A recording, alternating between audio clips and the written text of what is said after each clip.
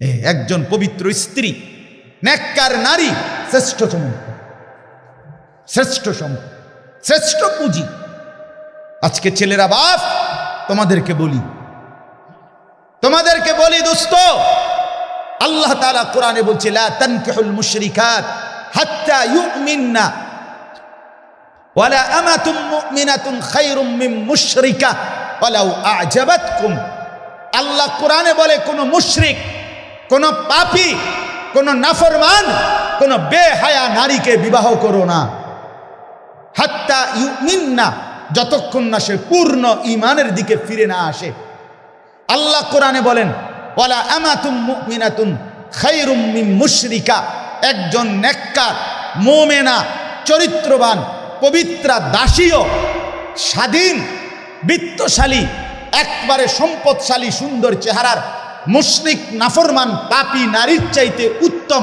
ওয়ালাউ আ'জাবাতকুম, বেশরম মুশরিক নাফরমান নারী যত আকর্ষণীয় হোক না কেন, তার চাইতে একজন নেককার, কালো হোক, কুৎসিত হোক, দাসী হোক, সে আল্লাহর কাছে দাম। এটা কোরআনের আয়াত। আজকে যেই সমস্ত ছেলেরা, আমি অনুরোধ করছি বাপ, নওজোয়ান, তোমাদেরকে এই বন্ধু বললাম, তোমরা যারা সকাল থেকে রাত 2টা 3টা পর্যন্ত মোবাইলে উলঙ্গ ছবি দেখো, নর্তকীর নাচ দেখো, সারা পৃথিবীর নারীর ছবি দেখো, অচিরেই বিশ্বাস করো পবিত্র নারী পেতে তোমার জন্য কষ্ট হবে। মনে রাখো, এই ঋণ শোধ করতে হবে।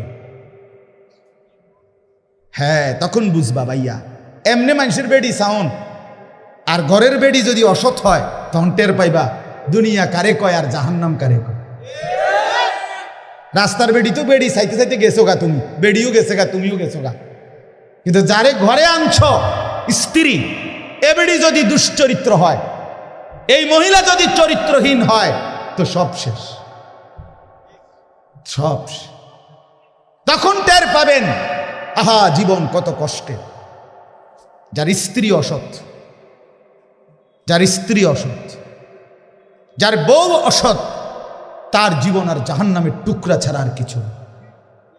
আমি আমার এই ছোট্ট জীবনে অগণিত পুরুষকে, অগণিত যুবক আমি দেখছি, যারা আমার সাথে এরকম হাজারো অবস্থা বলছে যে আহা 3 বছরের প্রেম, 5 বছরের প্রেম, হ্যাঁ লম্বা সময়, এরপরে বিয়ে করছে 8 মাস, 2 মাস, 1 বছর, 1.5 বছরের ভিতরে বিবাহের পরের জিন্দিগিটা জাহান্নামের টুকরা হয়ে গেছে।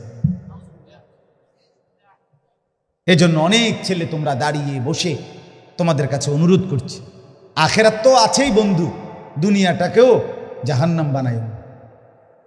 রাস্তার মেয়ের সাথে সম্পর্ক গড়ো না, বেপর্দা মেয়ের সাথে, বিবাহ বহির্ভূত যে তোমার সাথে সম্পর্ক গড়ছে, সে বিবাহের পরে আরেকজনের সাথেও সম্পর্ক করবে, এ তোমারে কষ্ট দিবে দোস্ত বন্ধু।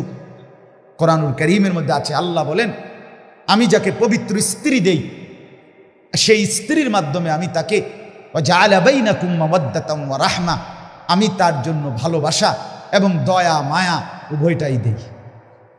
স্ত্রীর কাছ থেকে 2টা জিনিস চাইতে হয়, কোরআনে আছে। এক হলো মহব্বত চাইতে হয়, ভালোবাসা চাইতে হয়, আরেকটা হলো দয়া মায়া চাইতে হয়। শুধু মহব্বত না, 2টাই লাগে। আমি 2008 সালে বিয়ে করছি, আজকে 2023 সাল, আমার এই 15 বছরের বিবাহের জীবনে তো আমার স্ত্রী আছে, হালাল স্ত্রী। তো আমি যখন 2020 সালে মোটর সাইকেল অ্যাক্সিডেন্ট করে পাও ভাঙ্গিয়া ফেলছি, তখন আমি প্রায় দীর্ঘ 6 মাসের মতো বিছানায় এক জায়গাতে 3 মাস, প্রথম 3 মাস পড়েছিলাম। হসপিটাল থেকে আইনা আমারে যেখানে রাখছে ওইখানেই আমি পড়েছিলাম, এক সুতা নড়াচড়া করতে পারি নাই। পেশাব পায়খানা, অজু, গোসল, খানা, খাদ্য সব কিছু এই এক জায়গায়। তো সেই 6 মাসের লাগাতার আমার রাত দিনের সমস্ত খেদমত দয়া মায়া করে আমার বিবি করছে। এটা রাস্তার নর্তকীর থেকে তুমি পাইতা না,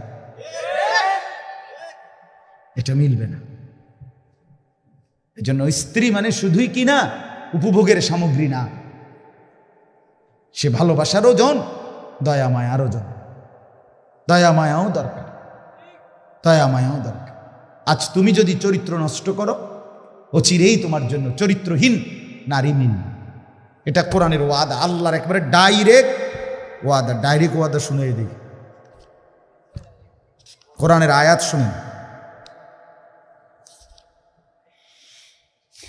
এই যে দেখেন আল্লাহ তাআলা কোরআনে বলছেন সূরা নূর, আল খাবিসাতু লিল খাবিসিন, খবিস পুরুষের জন্য খবিস নারী, আল খাবিসুনা লিল খাবিসাত, খবিস নারীর জন্য খবিস পুরুষ। এই ডাইরেক্ট কোরআনের আয়াত, ঠিক কইলেও ঠিক, ঠিক না কইলেও ঠিক। বুঝেন না, এটা কোরআনের আয়াত না, এটা ঠিক কইলেও কি ঠিক, ঠিক না কইলেও কি। এই যে আত-তাইয়্যিবাতু লিত-তাইয়্যিবিন ওয়াত-তাইয়্যিবুনা লিত-তাইয়্যিবাত। রব্বুল আলামিন বলেন, আর পবিত্র পুরুষের জন্য পবিত্র নারী, পবিত্র নারীর জন্য পবিত্র পুরুষ। হ্যাঁ, টিট পর টেট নাকি, ইট মারলে পাটকেল খেতে। তার মানে হলো আজকে তুমি নষ্ট হইলা, অচিরেই তুমি নষ্টটাই নিতে। এ বেশি দিন লাগবে না, রঙের গুড্ডি কাইটা যাবে, গুড্ডি কাইটা যায় না, এই রঙের গুড্ডি দেখতে দেখতে নাই বন্ধু। এই জন্য নষ্ট হয়েও না, হায়াত লম্বা। আল্লাহ হায়াত দিলে, আল্লাহ যদি বাঁচায় রাখে 60 বছর, আল্লাহ বাঁচায় রাখলে 70 বছর, ফুর্তি করলা তামসা করলা নয়তো 7 বছর, নয়তো 10 বছর যন্ত্রণা ভুগতে হবে, নয়তো 40 বছর দুনিয়াতেই মিয়া। এরপরে আখিরাত সেটা তো আছে, সেটা তো পরের বিষয়, দুনিয়াতেই যন্ত্রণা ভোগ করতে হবে। আল্লাহ তাআলা আমাদেরকে বুঝার তৌফিক দান করেন। আমি লম্বা করলাম এই প্রসঙ্গটা, এতক্ষণ ধরে বলার উদ্দেশ্য এই কথাটাই বুঝানো, তোমরা অনেক ছেলে বাপ, তোমাদের জিন্দিগি যদি সুন্দর হয় তোমারই ভালো। আমি তোমার জন্য আটকায় যাব না, তুমি আমার জন্য আটকায় যাবা না, এটাই সহজ। আমার বয়ানের পরে আমি আমার পথে চলে যাব, তুমি তোমার পথে চলে যাবা, কেউ কারো জন্য আটকায় না। কিন্তু তোমার নিজের জীবন যদি আটকায়া যায় নিজের কাছে, তাহলে তো তুমি কষ্ট পাই। আপনজন বড় অভাব। আজকে যদি ধরে ধরে আমাদের সন্তানদেরকে না ফিরাই, তোমরা যদি না ফিরে আসো, তোমরা যদি নিজেকে সুন্দর না বানাও, খোদার কসম নিজেও কষ্ট পাবে। আর যুবকরা যদি ফিরে না আসে, ইসলামের বিজয় আসবে কোত্থেকে? দ্বীনের বিজয় আসবে কোত্থেকে বন্ধু? এই জন্য আজকে আমরা নওজোয়ানদের বড় বেশি পরিবর্তন চাই, বড় পরিবর্তন চাই, বড় বেশি চাই।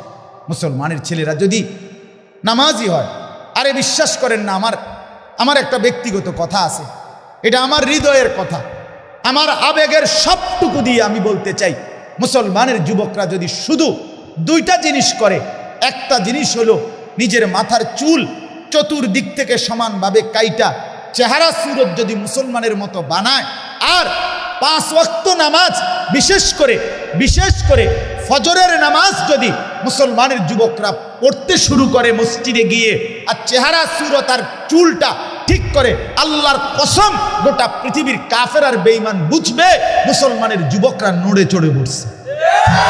এরা বুঝবে মুসলমানের সবচেয়ে বড় সম্পদ যুবক, তারা ইসলাম নিয়ে ভাবতেছে, আগামী দিন নিয়ে ভাবতেছে। ইনশাআল্লাহ এই যুবকদের দ্বারাই মাহাদির পক্ষে এরা লড়বে, দাজ্জালের বিরুদ্ধে লড়াই করবে। এজন্য আমি আহ্বান করছি ছেলেদেরকে, আগামী দিনে যারা ইসলামকে নিয়ে ভাবো, তোমরা যারা চাও তোমরা মাহাদির পক্ষে থাকবে, বন্ধু আমার, এই দাজ্জালের চুল, এটা দাজ্জালের চুল, এই সামনে বড়া, বামে ডানে সামনে, আল্লাহর কসম এটা দাজ্জালের চুল, এটা কাফেরের চুল, এটা ইহুদিদের চুল, এটা খ্রিস্টান কাফেরদের চুল, এটা সম্পূর্ণভাবে মুসলমানের দিন বহির্ভূত চুল। কাজে এটা কাইটা ফেলো, এটা কেটে ফেলো বন্ধু।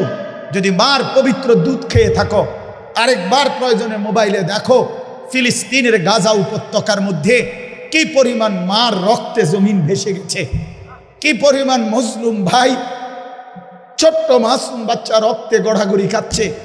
মুসলমানের লাশ, গতকালকে পত্রিকা আসছে, মুসলমানের লাশ কুকুরে কামড়াইতেছে, মুসলমানের লাশ মাটিতে দাফন করার সুযোগ পাচ্ছে না। যে ইহুদি কুত্তারা যে ইউরোপের ভাড়াটে সন্ত্রাসী, ইউরোপ আমেরিকার জারজ সন্তান, এই ইসরায়েলের ইহুদি কুত্তারা, তারা এই পরিমাণ মুসলমানকে জুলুম আর নির্যাতন করছে। বন্ধু, খোদার কসম, এই বেঈমান ইহুদিদের পক্ষ থেকেই এই পৃথিবীতে ছড়িয়ে দেওয়া এই চুলের ডিজাইন। আমি অনুরোধ করলাম তোমাদেরকে, তোমরা দয়া করে যদি মার পবিত্র দুধ খেয়ে থাকো, তোমাদের রক্তে যদি ইসলাম থাকে, প্রতিবাদের অংশ হিসাবে আমরা মজলুমের পক্ষে, আমরা মুসলমানের পক্ষে, আমরা ফিলিস্তিনিদের পক্ষে, আমরা মুজাহিদিনদের পক্ষে, আমরা দ্বীনের পক্ষে, আমরা ইহুদিদের পক্ষে না।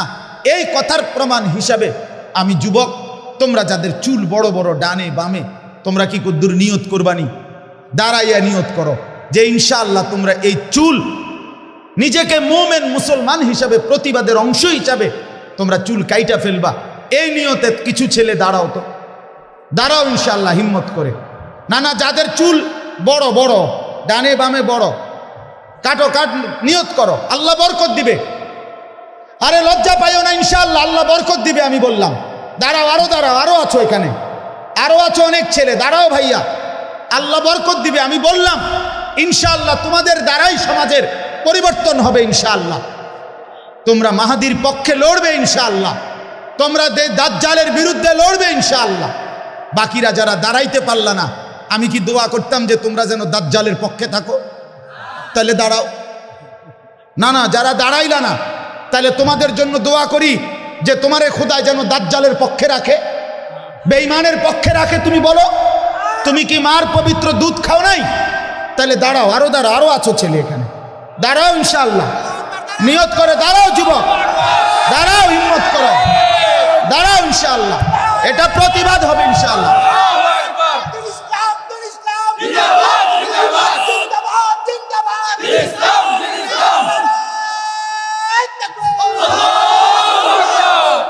আমরা প্রত্যেকেই বসো ভাইয়া, আমার অনুরোধ এটা, তোমাদেরকে ফিরতেই হবে, তোমরা নড়তে হবে,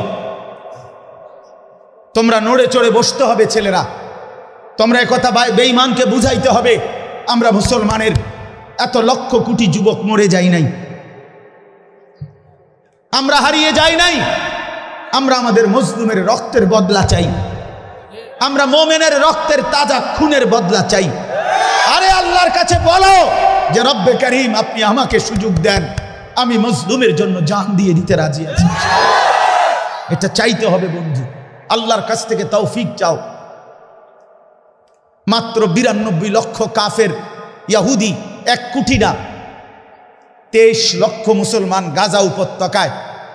বিশ্বাস করো বাপ, একটা মুসলমানের একটা ঘর ভিটা মাটি আর মাটির উপরে নাই। আজকে 1.5 মাসের অব্যাহত নির্বিচারে বোমা বর্ষণ করে মুসলমানের একটা কুড়ে ঘরও আর মাটির উপরে নাই। মুসলমান তার লাশ দাফন করতে দিচ্ছে না। গতকালকে আমি নিজে পত্রিকায় দেখছি, কুকুরে মুসলমানের লাশ কামড়াইতেছে, মৃত লাশ নিয়ে টানা হেসরা করতেছে। এরপরে কাফের বেঈমান ইহুদিদের সরাসরি আমেরিকা, প্রতি মিনিট আমেরিকার এই বেঈমান, এই বুড়া বেঈমান জো বাইডেন নামে এই বুড়া গাদ্দার প্রতি মুহূর্তে ইসরায়েলের ইহুদিদেরকে সহযোগিতা করছে। অতএব এত রক্ত, এত লাশ, মুমিনের এত পবিত্র দেহ এইভাবে অকাতরে রক্তে গড়াগড়ি খাচ্ছে, শহীদ হচ্ছে, এরপরও কি আমাদের ফিরবার সময় হয় নাই? বলো না ভাইয়া, এরপরও আমাদের আল্লাহকে ডাকার টাইম হয় নাই? এরপরও কি নামাজের সময় হয় নাই? আহা, কার আশ্রয়ে জীবন কাটাচ্ছ ছেলেরা? বাপ, সারাদিনে যারা 1 ওয়াক্ত নামাজ পড়ো না, আল্লাহকে তো ছেড়ে দিলা বুঝলাম, কিন্তু কার আশ্রয় নিলা? ঠিক আছে, ধরে নিলাম তুমি আল্লাহকে ছেড়ে দিছো, আল্লাহকে পছন্দ হচ্ছে না, আল্লাহ তোমার লাগবে না, আচ্ছা বুঝলাম, তো এরপরে কার থেকে নিরাপত্তা নিবা? কে নিরাপত্তা দিবে?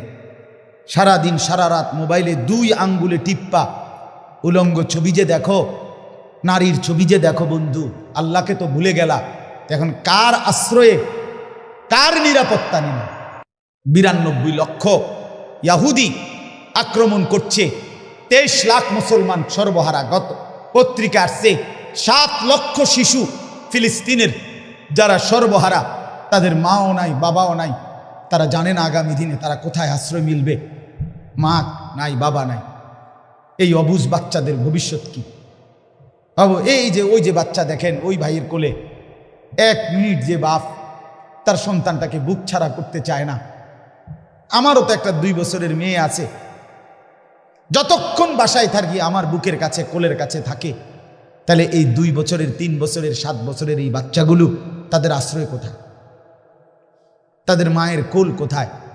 তাদের বাবার কোল কোথায়? তারা আগামী দিনে কিভাবে বড় হবে? এই জন্য বন্ধু, ফেরার টাইম হয়েছে, আমরা ফিরতেই হবে। আমাদের আল্লাহর সাথে আমাদের সম্পর্ক বাড়াইতে হবে। আমরা আল্লাহর সাথে চুক্তিবদ্ধ হইতে হবে যে আল্লাহ, আমরা জীবন দেব, আমরা জান দেব, আমরা মাল দেব। আল্লাহ তাআলা বলেন আমি বিজয়ও দেব, জান্নাতও দেব, দোনোটাই দেব। এই আয়াত শুনেন কোরআনুল কারীমের মধ্যে 11 নম্বর পারা 9 নম্বর সূরা, সূরায়ে তাওবার 111 নম্বর আয়াত। আল্লাহ তাআলা বলতেছেন ইন্নাল্লাহা আশতারা মিনাল মুমিনিনা আনফুসাহুম ওয়া আমওয়ালাহুম বিআন্না লাহুমুল জান্নাহ। আল্লাহ তাআলা বলে নিশ্চয়ই আল্লাহ সমস্ত মুমিনদের থেকে কিনে নিয়েছেন তাদের জান এবং মাল। তাহলে আল্লাহ হলেন ক্রেতা, আমরা ইমানদাররা হলাম বিক্রেতা। আমরা বিক্রি করতে চাই জান এবং মাল, আল্লাহও কিনতে চায়। আল্লাহকে শুধু প্রশ্ন করি, আল্লাহ মূল্য দিবেন কি? আমরা যে দেব বেচমু, দাম শোধ করবেন কি দিয়া? আল্লাহ বলেন বিআন্না লাহুমুল জান্নাহ, জান আর মাল দাও, আমি আল্লাহ তাআলার জান্নাত বুঝে নাও।